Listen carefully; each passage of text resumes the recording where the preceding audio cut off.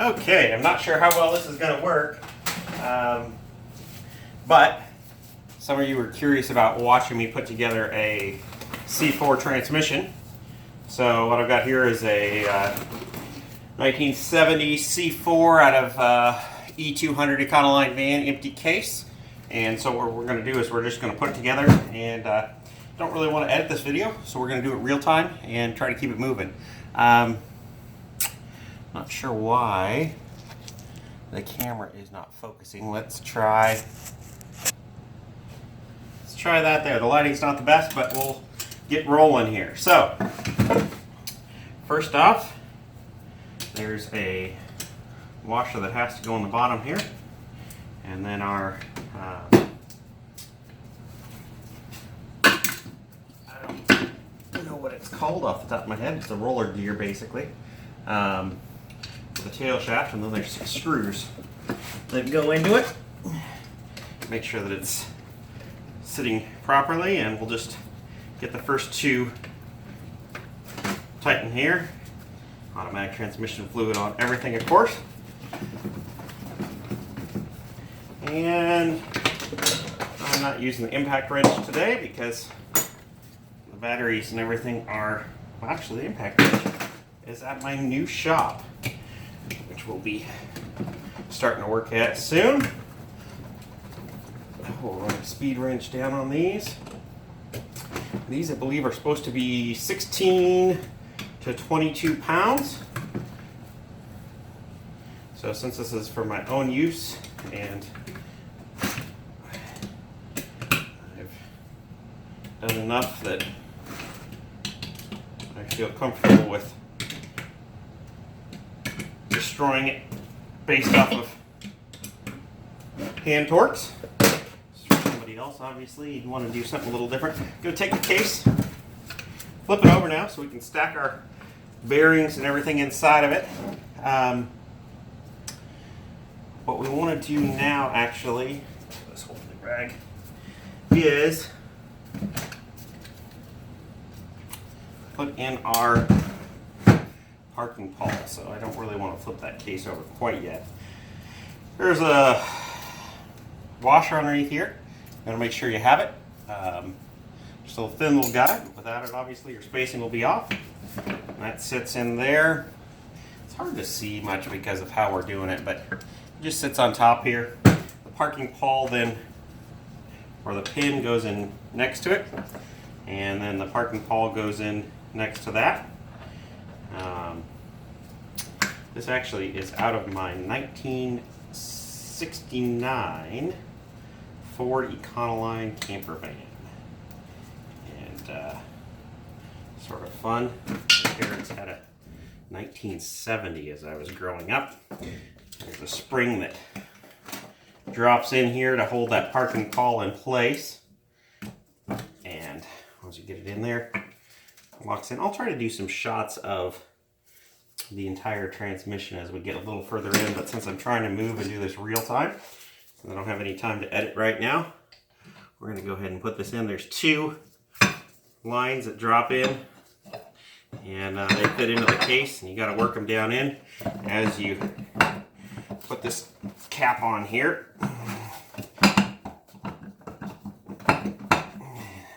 They're sort of fun little boogers because they don't fit in quite perfect all the time. There we go. And there's 4 screws that lay into this here.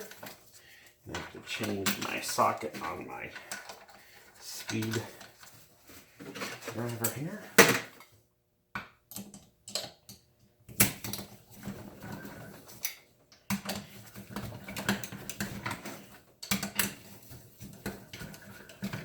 Nice thing about using this instead of a impact driver, impact wrench, is that you can feel if anything's cross-threaded, not incorrect. Again, I believe that manual states 16 to 22 foot-pounds on these.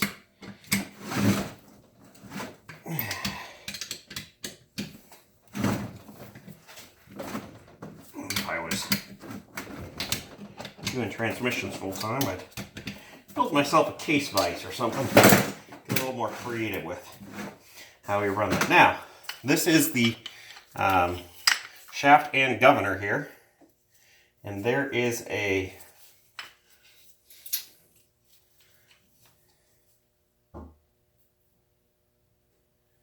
spline on this one, which is great. But what I'd like to see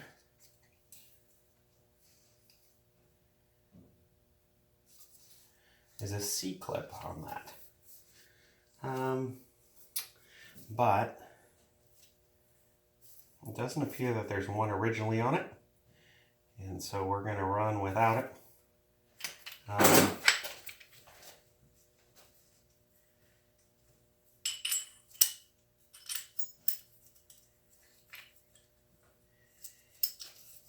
Still here, just around the corner for a moment here.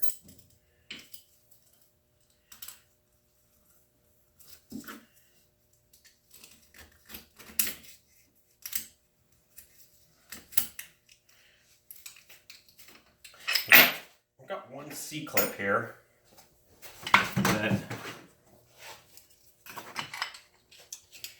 just drop this in here so I got a nice easy place to work on it. That I believe wants to go on the governor, but half of this adventure is an adventure. It does fit in there awfully nicely, and I like the way that that tightens up the shaft, so we're going to run with it. It could belong over here on this other side, but I don't think so. I think it belongs there, and I think that's what the last rebuilder struggled with on this. So we're just going to set the governor, all that down in there a little bit. I've got one tiny little filter spring that goes into this governor, and on this C4, you can't put the governor in after the fact, so you have to set it up before you put it in. So I'm not sure if I can drop this filter in or not, but we're going to try. If not, I'll pull this back apart. And nope, can't do it. So that's going to slow me down just a little bit because I got to pull that C-clip off again. And I do not have my C-clamp pliers. I was going to say I thought they were already relocated to the other shop, but since they're here, it makes life a lot easier. Okay, it's a little tiny filter. It's boy, this is really not focusing well. It's very small. It's just a filter that catches little particles as they go through the governor. And it just fits up in there flush. Sort of pops in with a nice little satisfying click.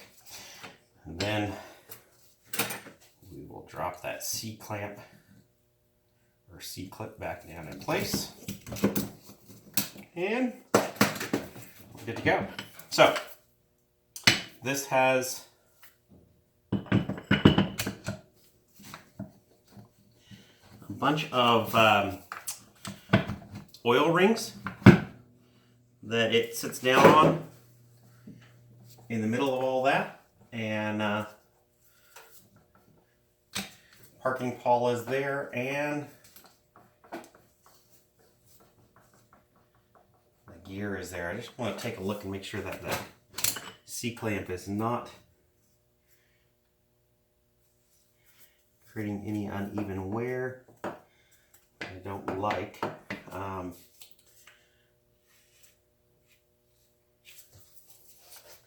not a fan of it, actually. It looks like there could be one there. It also needs another thrust washer, in my opinion, if it's going to be there, because it's going to sit right between the gears. But there's several things that are just a little different about this. We're going to check and see if this C-clamp will fit on this side, and it does not. So since that is the only location,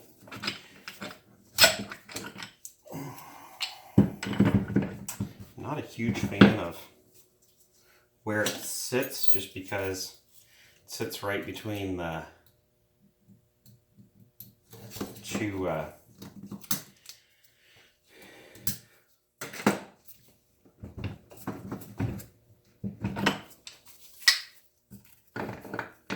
between the parking pole and the governor. But since the parking pole is geared and so is this, it will not be turning against it, so it should not wear itself out. Just because I have all of the pieces in the governor, I'm going to go ahead and throw 4 little screws in that, so I don't lose that filter. This governor setup is a little different than some of the other styles I've seen. The standard C4, I believe, has you can thread on the governor piece after you've assembled the rest of the transmission. This one is a little more fun in that it has to go on before, so if you were to put it together, you'd run into a little bit of fun. And this one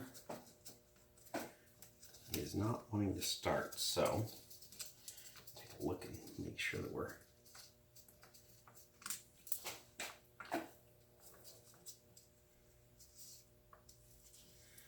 lined up correctly. This should be if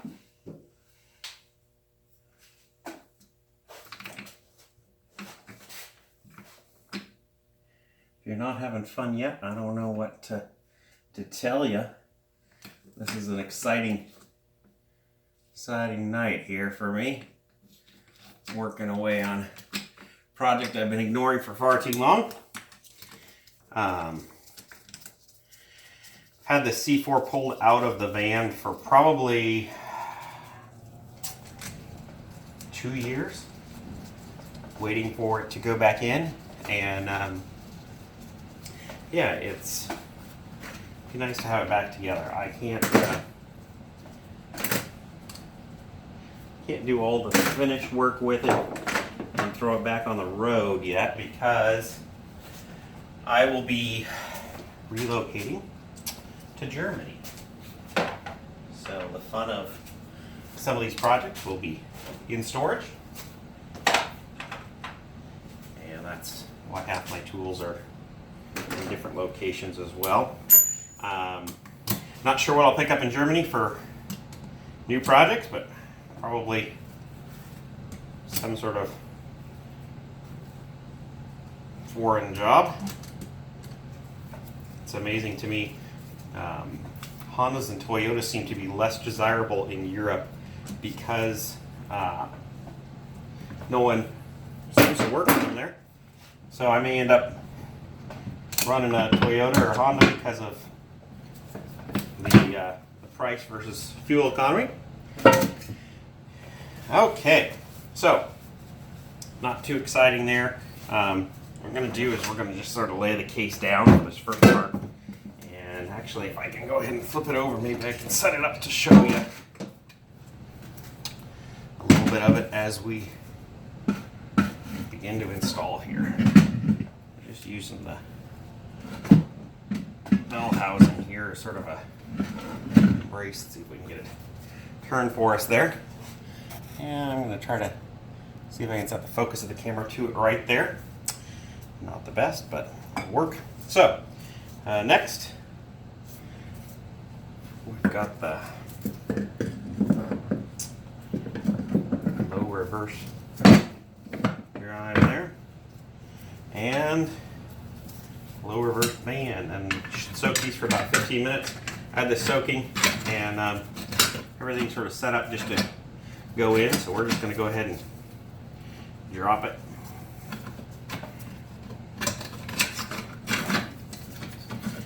And once you get it dropped down in there, make sure everything's down, seated all the way. There are 2 clips for it. There is one, and here's the other. Little tiny clips. Not the best lighting here either. The first one goes on the adjustment. It's sort of hard to get these backwards or mess them up. They're pretty straightforward. And just finger tightening the adjustment there so it holds everything in place. So I got the band, slip the other side in, and there's a little groove there. I'm just going to go ahead and turn that down so it holds everything in place and keeps all of my clips in place. Okay, then we need another washer. That drops in here. After the washer, then the whole setup of all the gears, I've already stacked all them, and we lower the whole unit in. Went through and replaced all the clutches and everything in it. Just basically showing the assembly here, and fun times. Oh, there we go, we got it in. But I did that too soon, as I have a manual shift rod that I need to put in before I drop this guy in. So pull that one back out so I don't forget it. I'm going to drop my washer back in there. And a couple little tabs that hold all your thrust washers in place. What we need, there is a shift linkage here that needs to drop through.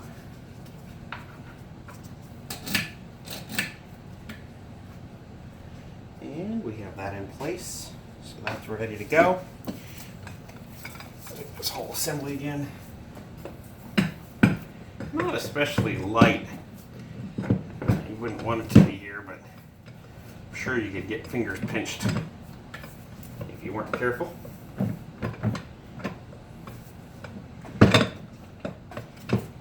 And want to make sure everything sits all the way down in, otherwise you're going to have fun. I think it's all seated, but not quite liking the spacing on that one, so easier to do it now than pull it apart. Got one more time and just make sure that it's seated correctly. Since most of you watching this are not going to be actually watching it for the assembly process, but rather for the entertainment value of getting to watch me work on one of my projects and talk about life. Got about 10 days till I take off for Germany. Okay, all of these drives seem to be meshing, except I'm not loving the way this top one sits in. So all of these drives have clutches that they have to align. And there's discs that get to line up with the clutches.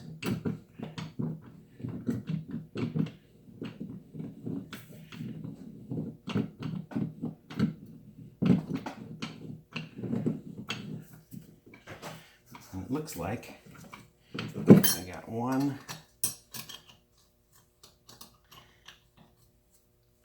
it's just not wanting to sit in quite right. There we go.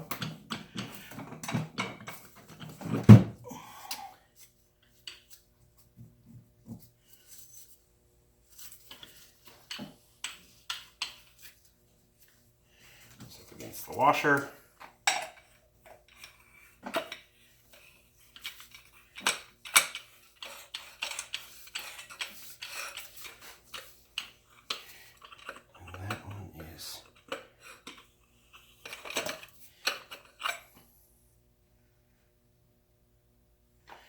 Not catching the bottom set of clutches there.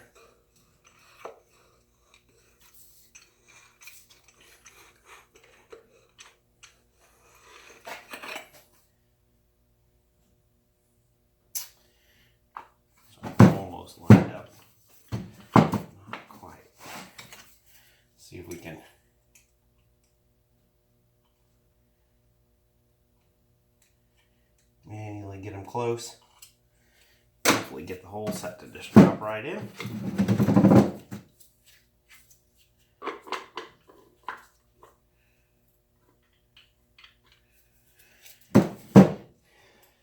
There is a proper order to putting all these together, and if you do it in proper order, it works a little easier, but since I had it all together, I'm trying to cheat it, but I may have to take it apart, run through it. Okay, should have all these discs pretty close if I can get the first one found. There we go. There we go.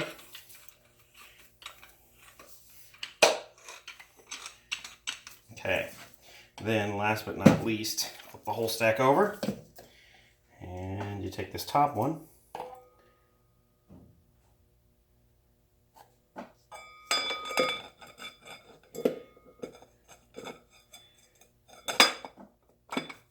we're going to drop it in.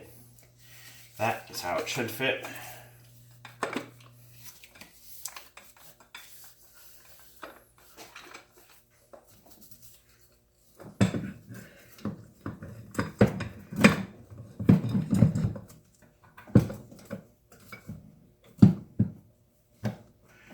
Onto the shaft.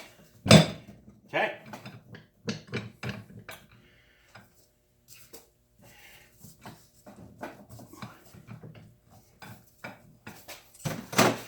Okay. Then, after this, get the other band in. This one's been soaking as well. This one can go in either direction.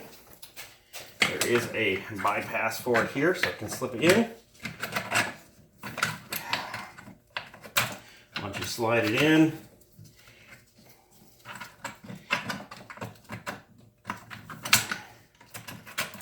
sort of snugged up there finger-wise. There's, again, two clips.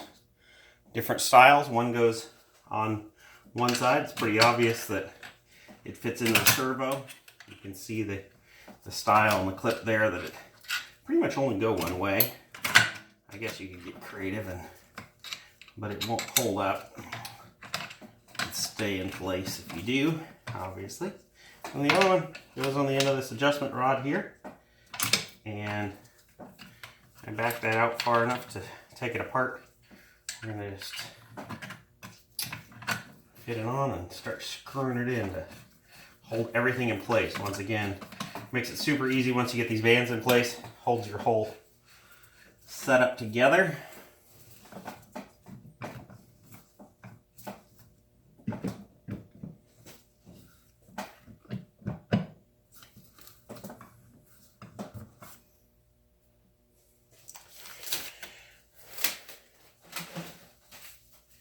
Another set of gloves here.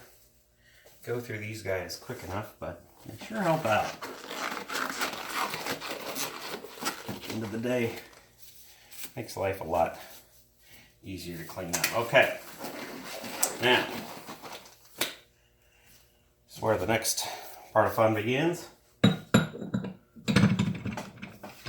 This tail output shaft here goes in, and let's see here.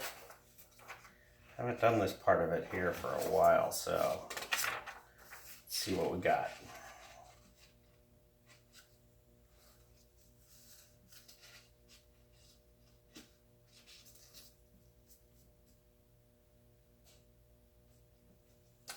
Okay, on the stator up here, there should be 3 sealing rings, and there are. Surprise. These are just little oil rings, and you can just sort of pop them apart. They pop right off. They're just a little ring that seals up for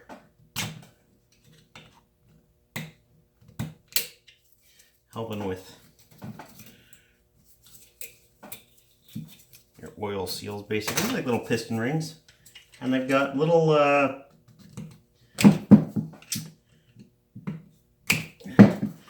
guess I'd call them friction hooks. I don't know what the official term is for them.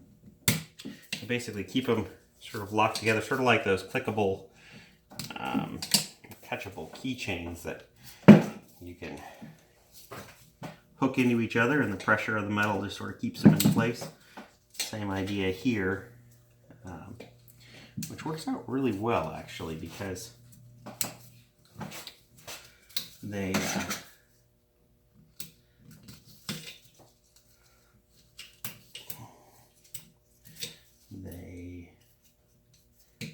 have a job to do, but if they were not adhered together, they'd want to expand, of course, which would make assembly harder. So somebody was thinking,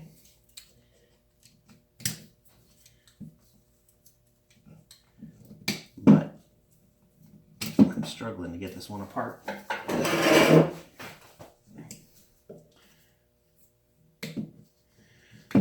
So, been getting asked a lot about Germany and my thoughts about going. I will be becoming a German resident. Took a position with a company over there. Excited to try my hand at something new. Been working here in the same role for about 4 years, and getting a little tired of all of the travel, and had some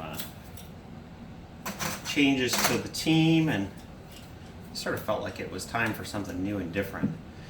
The push for what I was trying to do and enjoyed the most about some of my work was helping my customers with the clinical aspect of getting what they needed, and made me very successful in what I was doing, and felt like, okay, there's 4 of those off.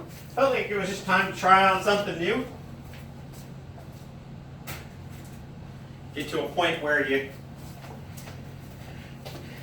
sort of master where you're at, I guess, and it's time to tackle a new project. Okay, there are 4 rings, and trying to see if there's any difference between these 4 rings.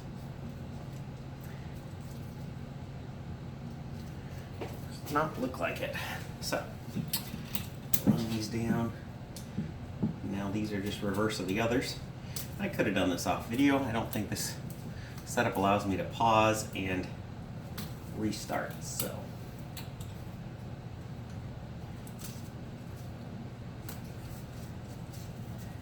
okay, first ring in place, and you just got to get that little clip past each other.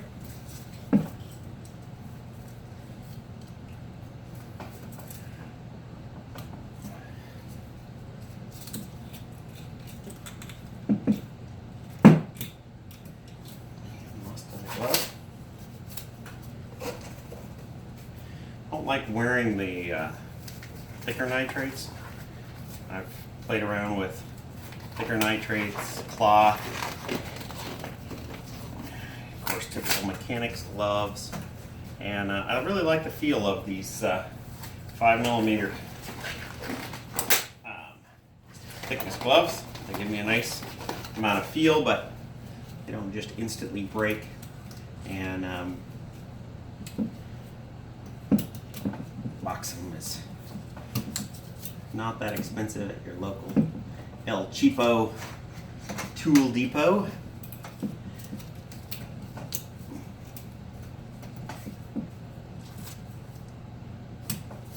And okay.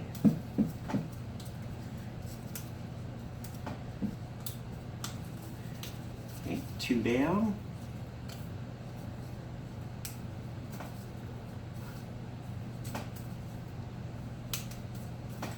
3 down.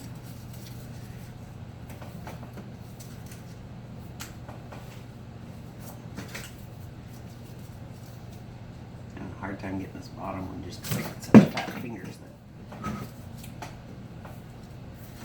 getting in there to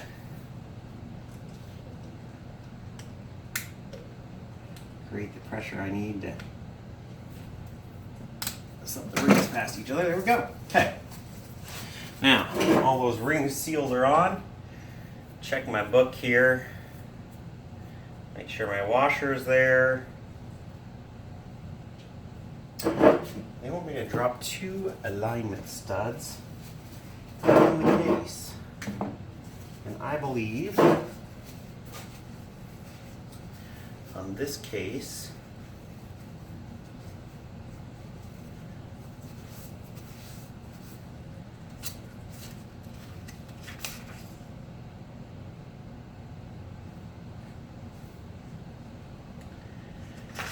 alignment studs would be great, except I don't have any studs for this. I'm not going to go dig through my selection right now. There is a gasket here, and I just like to soak all of my gaskets before I put them in. Even though this one won't get all the crap in it, it helps if you soak them for the next builder so that they do not have as much pain when they go to take it apart. And that in and of itself, in case the next builder is me, which it very well may be, I probably will abuse this project a little bit. I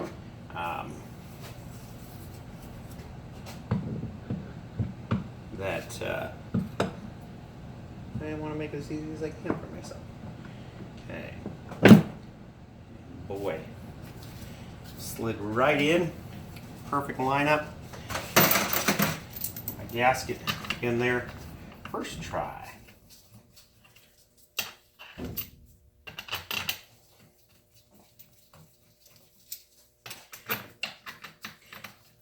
So when I got into this transmission, the